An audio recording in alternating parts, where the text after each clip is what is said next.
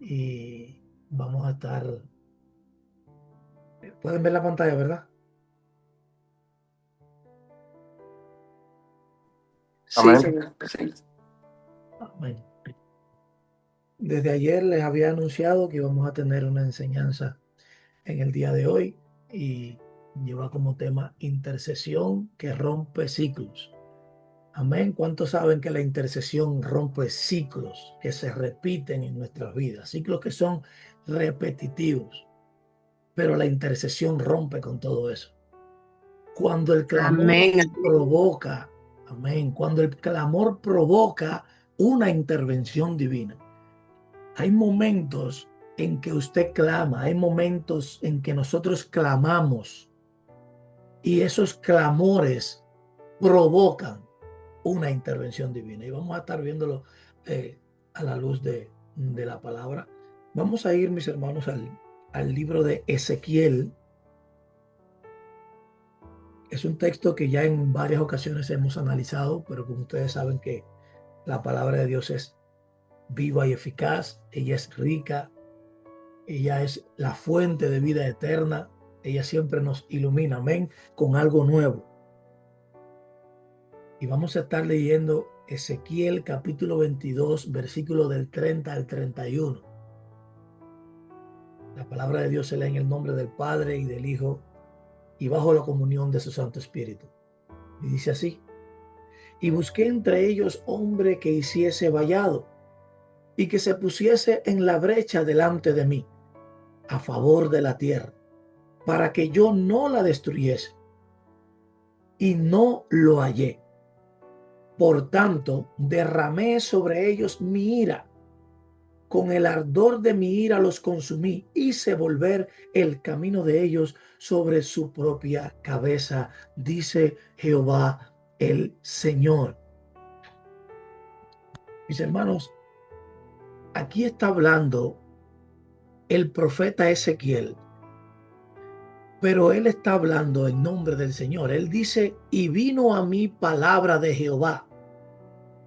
O sea que él está hablando como profeta que es de parte del Señor. Y este profeta, él ministró durante el exilio babilónico. Eso es aproximadamente en el siglo 6 antes de Cristo. Ahí la pastora Alba que me corrija, que es la que ella es la experta en lo que son los hechos históricos. Más o menos aproximadamente debe ser por ahí, siglo 6 antes de Cristo. Y Jerusalén está o se encuentra en ese momento moralmente colapsada, mis hermanos. Había corrupción sacerdotal, había injusticia social, había profanación de lo que es lo espiritual. Y este capítulo 22, si nosotros lo leemos completamente y lo leemos desde el principio, es, por así decirlo, es como un diagnóstico del estado en que se encontraba la nación en ese momento. La nación estaba en un estado, por así decirlo, crítico. Los hijos de Dios, los israelitas, se habían apartado totalmente del Señor y habían hecho lo malo delante de Dios. Habían hecho abominaciones, habían actuado impíamente, habían levantado ídolos. En, en medio de todo esto había una depravación espiritual. Esa es la situación en la que se encontraba en este momento ese pueblo en medio del exilio babilónico. Ahora, el Señor dice que Él buscó en medio de esa circunstancia, en medio de lo que estaba sucediendo, dice que el Señor buscó hombre que hiciese vallado, que se parara o se pasara a la brecha por cada uno por el pueblo. Y dice que no lo halló. Dios declara que buscó un intercesor y no lo halló. Note que dice que él no dice que él buscó multitudes, sino que él buscó un hombre, un hombre. Cuando digo hombre, me refiero a la raza del género humano. Él buscó a alguien que pudiera pararse a la brecha, alguien que clamara, alguien que intercediera por el pueblo, y dice que no lo halló. Y esta expresión alude a alguien que se coloca, cuando se habla de brecha, alude a alguien que se coloca en el lugar vulnerable del muro, donde aquel lugar donde el enemigo puede penetrar. Esta es a lo que se le llama la brecha, y hacer vallado es levantar muro, es poner límite. Estas son cosas que ya conocemos con antelación. Ahora, vamos a definir solo como recordatorio, porque también sé que conocen el tema y también sé que conocen el término.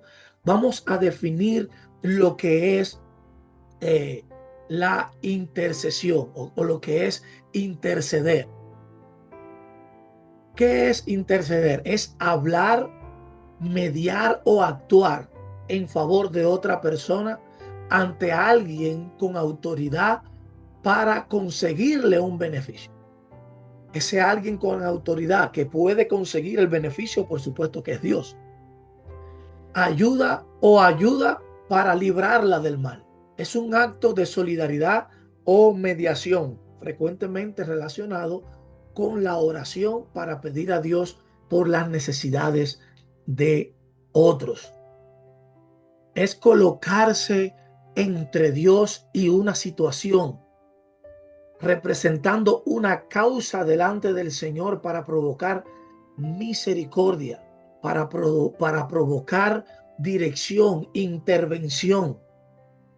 Esto es lo que quiere decir intercesión. Cuando usted se le llama intercesor, usted debe entender y comprender que es la persona que se interpone o se pone en medio de una situación para clamar a Dios, para interceder delante de Dios a favor de esa persona, provocando que la misericordia de Dios se active sobre esa tercera persona que usted está intercediendo.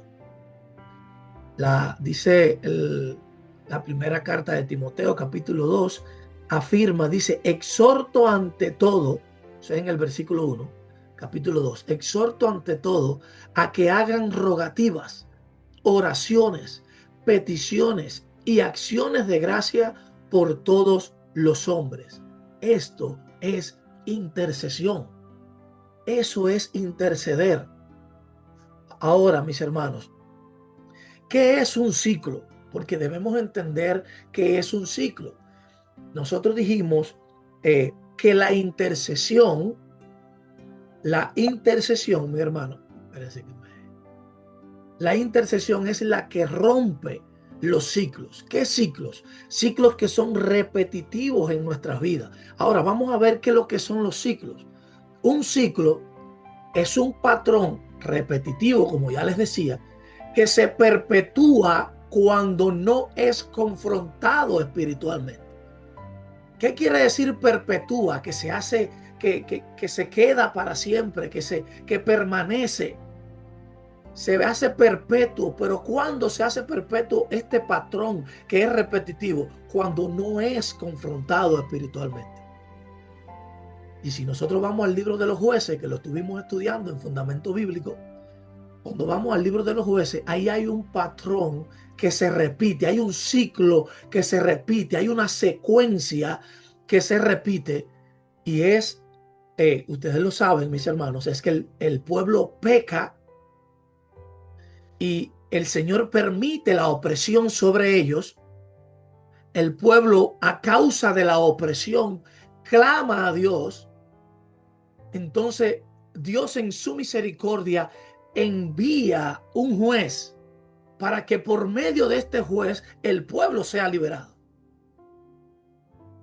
Y cuando el pueblo alcanzaba liberación por medio del juez que el Señor enviaba, entonces el pueblo volvía y recaía y se repetía el ciclo. Entonces volvía el pueblo y pecaba. Dios volvía a permitir la opresión.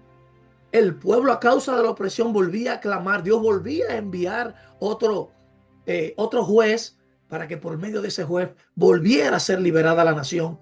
Y esto era un ciclo que se repetía una y otra vez, una y otra vez. Ahora, ¿por qué se repetía este ciclo, mi hermano? Cuando el clamor cesa, el ciclo regresa. Escucha esto para los que toman nota. Cuando el clamor cesa, el ciclo regresa. ¿Y cómo puede manifestarse un ciclo? Llevándolo a nuestra vida personal. Porque ahí lo pudimos ver bíblicamente, que lo que es un ciclo, ya vimos que un ciclo es un patrón repetitivo, algo que si no es confrontado espiritualmente, entonces se perpetúa en nuestras vidas.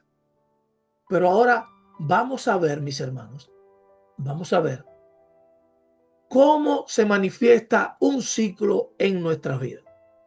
Por ejemplo, un ciclo puede manifestarse en nuestra vida como una repetición de derrota familiar.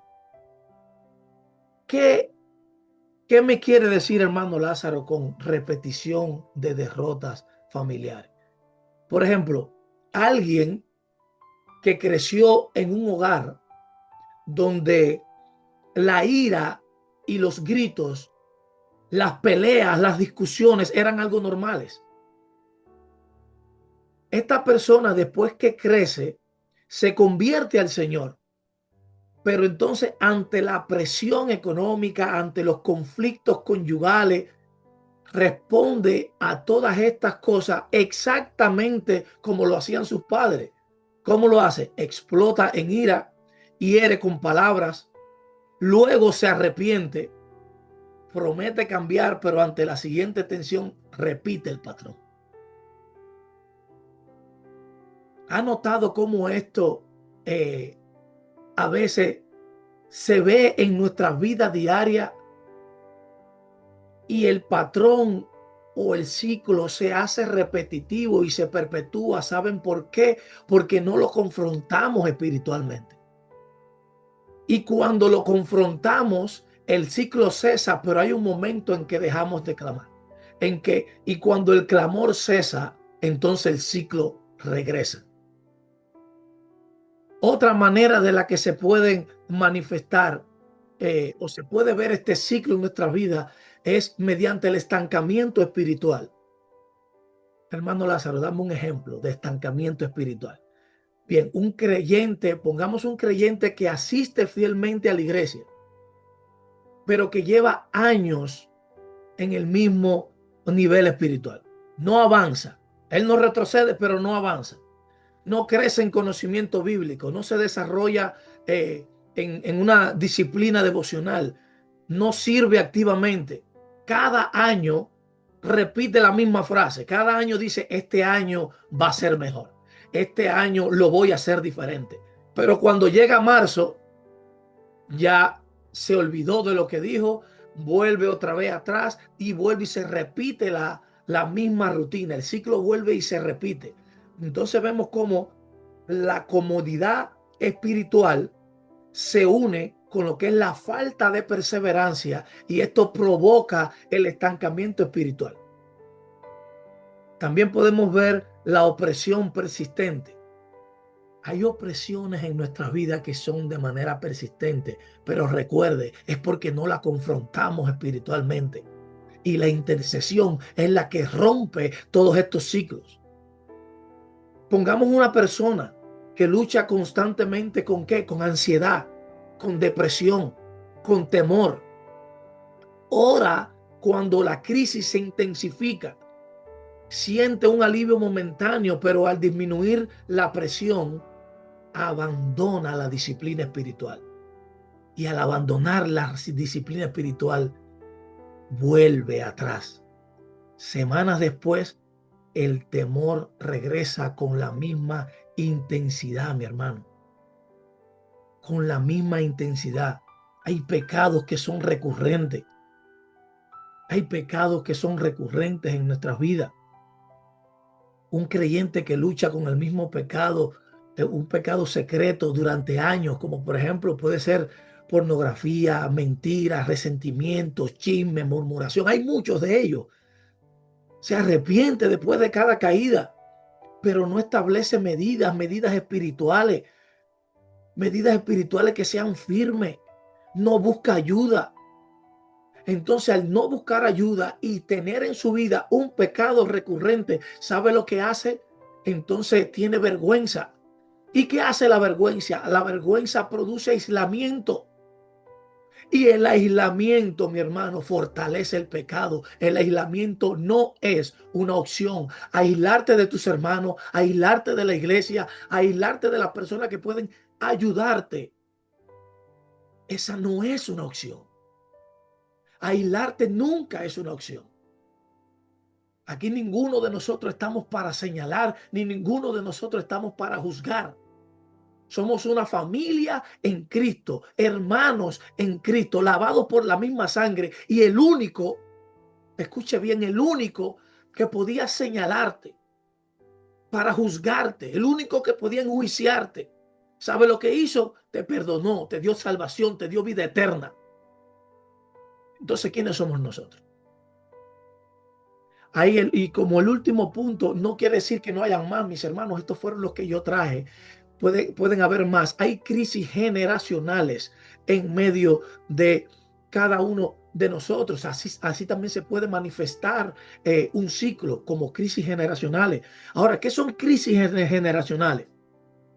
Una familia, por ejemplo, que haya enfrentado a lo largo de la historia muchos divorcios sucesivos, divorcios en los padres, en los abuelos, los tíos, los primos, es algo que es repetitivo en la familia. Entonces los hijos crecen viendo relaciones inestables, crecen viendo un hogar que no tiene estabilidad, un hogar disfuncional. Entonces, cuando ellos mismos logran formar su propio matrimonio, entonces repiten estos patrones. Y entonces se pone de manifiesto en los patrones la falta de comunicación, se pone de manifiesto el orgullo, la incapacidad de perdonar. Y todo esto, mis hermanos, hace que los ciclos, cuando no se confrontan espiritualmente, hacen que se repitan en nuestra vida. Otro de los ejemplos que pudiéramos dar como crisis generacionales es cuando hay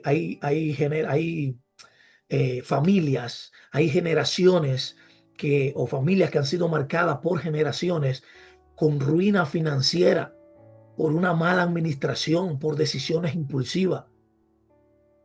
Y lo cierto es, mis hermanos, que todo esto son ciclos que cuando se pone a mirar, son ciclos que se repiten en nuestras vidas. Y se repiten porque no lo confrontamos como tenemos que hacerlo con la intercesión, con la oración perseverante, sin cesar, orad sin cesar, dice la palabra del Señor. La intercesión rompe con todos estos ciclos que por años se habían perpetuado en nuestros hogares. Rompamos con estos ciclos, tomamos la decisión hoy tomemos la decisión usted y yo de todo aquello que había querido perpetuarse en nuestra vida, se rompa hoy en el nombre de Jesús. Bendito sea el Señor. Pero también estuvimos hablando, mis hermanos, acerca de el clamor que provoca una intervención divina. ¿Cuál es este clamor? ¿Cuál es este clamor que provoca una intervención divina? Ustedes se acuerdan del pueblo de Israel en el libro de Éxodo capítulo 2. El libro de Éxodo capítulo 2. Allí se declara que el pueblo clamó. El pueblo clamó y Dios oyó. Dios se acordó, Dios miró, Dios reconoció. Y ese clamor que hizo el pueblo activó la intervención de Dios. Activó que Dios interviniera a favor de ellos enviando un libertador. O sea que el clamor provoca intervención divina. Esto es lo que usted y yo hacemos cada mañana, mi hermano. Usted y yo intercedemos. Usted y yo clamamos para que Dios intervenga, para provocar a misericordia al Señor. También tenemos el ejemplo de Ana. Ana, una mujer que estaba atrapada en un ciclo de esterilidad Y su oración intensa no solo rompió su ciclo, sino que produjo que Samuel fuera un instrumento en las manos de Dios. Esta mujer clamó y clamó de todo su corazón, derramó su alma delante de Dios y ese clamor provocó la intervención.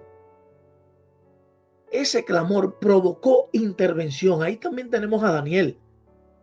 Ahí en el capítulo 9 lo podemos ver, capítulo 9 de Daniel, donde este hombre en ayuno, confesión, alineación con la palabra profética, este hombre provocó la intervención.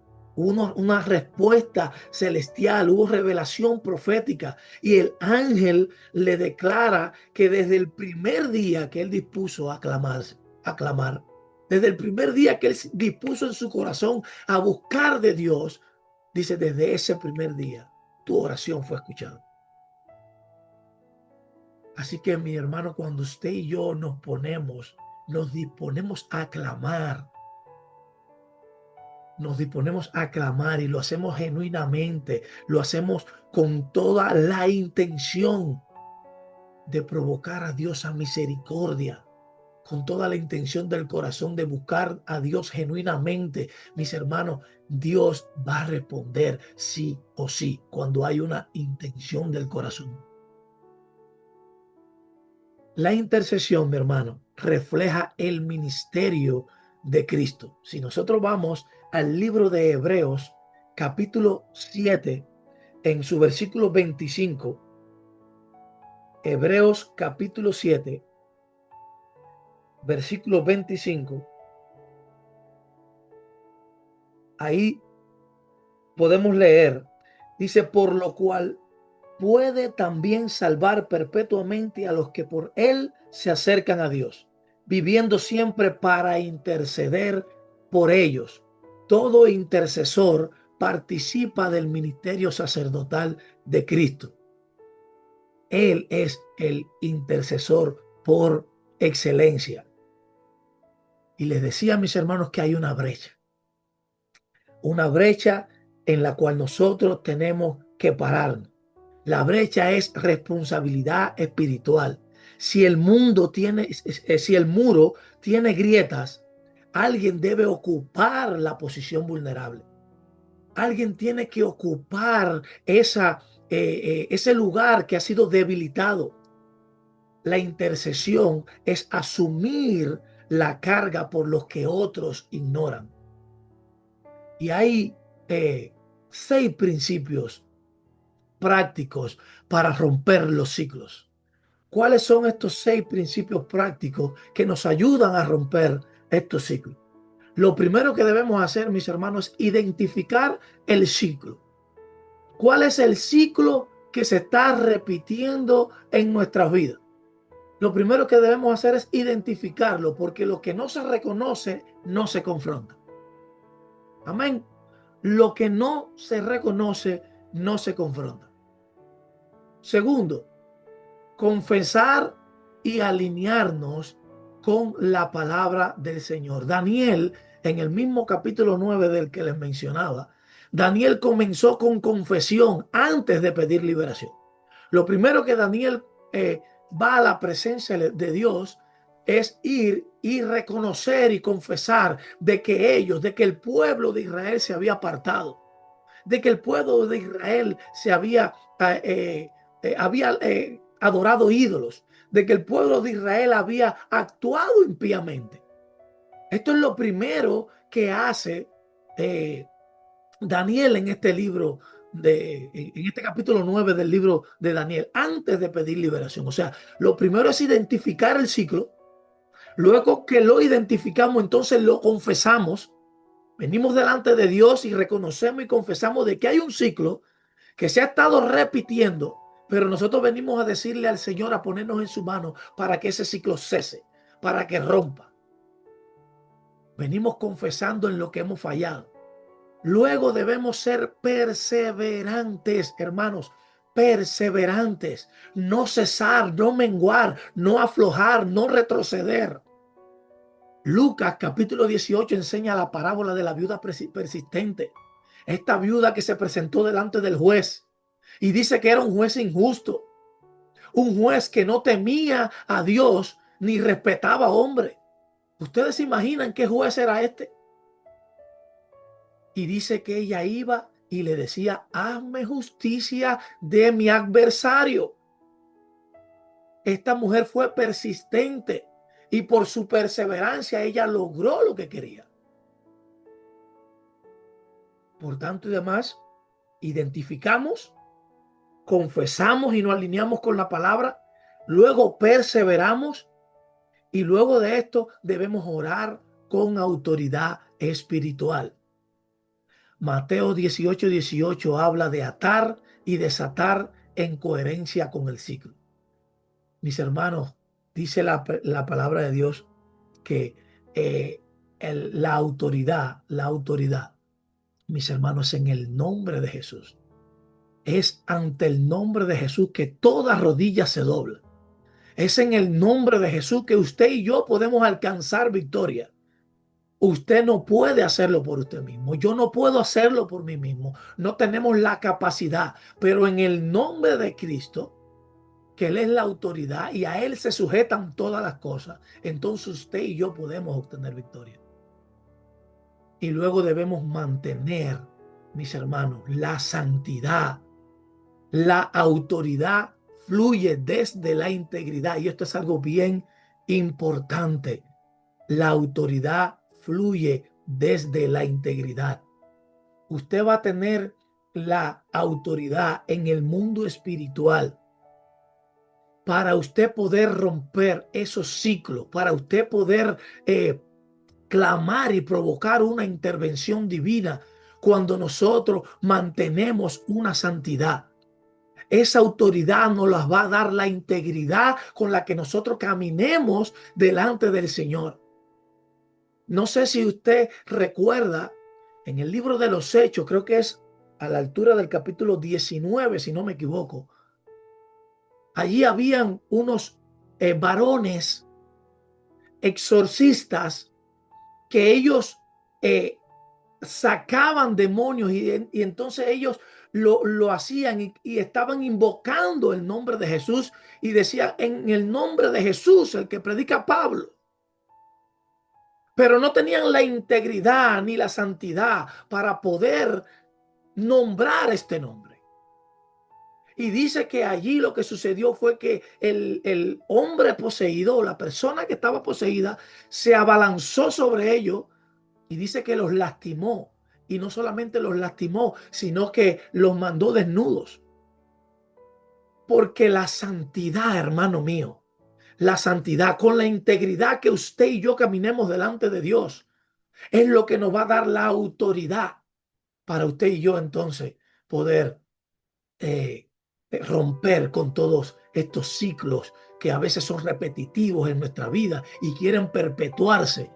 Pero usted y yo hemos sido llamados por el Dios vivo, por el Dios sublime, por el Dios eterno, como guerreros, como intercesores, no solamente para romper los ciclos que se repiten en nuestras vidas, sino para interceder a favor de aquellos que no pueden hacerlo, aquellos que no tienen voz, aquellos que mientras usted y yo clamamos, ellos están durmiendo. Pero usted y yo fuimos llamados para eso. Estos son ciertos o algunos principios que pueden repetirse. Estos son principios para nosotros poder enfrentar estos ciclos que se repiten en nuestra vida. Ahora le traigo un ejemplo ilustrativo para que podamos ya terminar de entenderlo completamente todos juntos. Un ciclo, imagínese una puerta que es giratoria. Ella está girando y no cesa de girar. Ella al estar girando constantemente, el ciclo se está repitiendo, ¿verdad que sí? Pero si nada la detiene, ella sigue girando. Ahora, ¿qué hacemos usted y yo? Usted y yo como intercesores somos aquella persona que pone el pie en el mecanismo y detiene el movimiento. Usted y yo ponemos ese pie en ese mecanismo y el ciclo deja de repetirse, la puerta deja de girar. El muro con brecha, mis hermanos, representa una ciudad vulnerable, representa una familia vulnerable, representa la vida de una persona vulnerable. Y el intercesor es quien ocupa ese espacio, es el que llena ese espacio para que el enemigo no penetre. Si en una familia hay división recurrente, alguien debe interceder. Si una congregación enfrenta frialdad espiritual, alguien debe ponerse en la brecha. Si una nación experimenta decadencia moral, Dios sigue buscando intercesores. Aquí el texto de Ezequiel muestra que el problema no era la falta de poder divino, sino era la falta de hombres y mujeres disponibles. Este era el problema del libro de Ezequiel, de aquí de este capítulo que estamos analizando. No era que Dios no tenía poder para hacerlo, era la falta de un intercesor, la falta de un hombre y una mujer disponibles a pararse frente al Señor para clamar por el pueblo. La pregunta entonces no es si Dios quiere intervenir. La pregunta es si habrá alguien dispuesto a ocupar el lugar en la brecha. ¿Hay alguien dispuesto en esta mañana? ¿Hay alguien dispuesto a pararse en la brecha, a ocupar el lugar? ¿Hay alguien dispuesto a levantar su mano y decir, Señor, yo estoy disponible? Bendito sea Dios. Amén. Los ciclos se rompen cuando el clamor es constante. Los ciclos se rompen cuando el clamor es constante. Dios sigue buscando. Dios no busca perfección, Dios busca disposición. Ponerse en la brecha, mis hermanos, implica carga. Ponerse en la brecha implica disciplina, implica perseverancia. Cuando un clamor es genuino, la intervención de Dios es inevitable. ¿Sabía usted? Cuando un clamor es genuino, la intervención de Dios es inevitable. Que no se diga que Dios buscó intercesores en este tiempo y no los halló. Dios te bendiga, pueblo de Dios, y Dios te guarde en esta mañana. Espero Amén. Que la palabra Amén. Haya ministrado, que hayamos podido aprender todos juntos